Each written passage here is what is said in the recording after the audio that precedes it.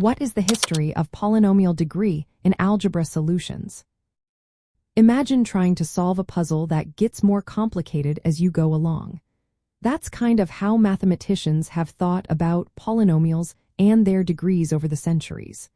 The idea of the polynomial degree is the highest power of the variable in a polynomial. It helps us understand how complex the polynomial is and guides us on how to solve it. Long ago, people started with simple equations like linear ones, which have a degree of 1. The Babylonians, around 1800 BCE, used methods like completing the square to solve quadratic equations, which are degree 2. These early solutions laid the groundwork for algebra. In ancient Egypt, Greece, and China, mathematicians described polynomial problems in words, not symbols. It was only in the 15th century that algebraic notation, with symbols for unknowns and powers, made things clearer. During the Islamic Golden Age, mathematicians like Al-Khwarizmi expanded algebra and worked mostly with quadratic and cubic equations. The word algebra itself comes from the Arabic word aljabar, meaning restoring or balancing equations. In the 16th century, mathematicians found formulas for solving cubic and quartic equations, which are degree 3 and 4.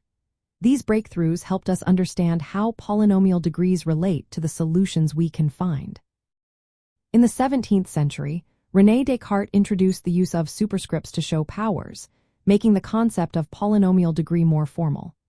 The big breakthrough came with the fundamental theorem of algebra, suggested in the 1600s and proven in the 1800s by Carl Friedrich Gauss. This theorem states that every polynomial of degree n has exactly n solutions, counting multiplicities, in the complex number system. It made clear why the degree of a polynomial is so important. It tells us how many solutions to expect. Later, mathematicians proved that equations of degree 5 or higher cannot be solved with a simple formula using radicals. Évariste Galois showed that no general algebraic solution exists for these higher degrees. This shifted focus to approximate and numerical methods, which are now used in science and engineering. So, the idea of the polynomial degree has been central to algebra from the very beginning. It helps classify polynomials, guides solving methods, and shows the limits of what we can do with algebraic formulas. Understanding the degree is key to grasping how complex a polynomial is and what solutions we can find. Polynomials are everywhere, from modeling physical phenomena to computer algorithms, making this concept still very relevant today.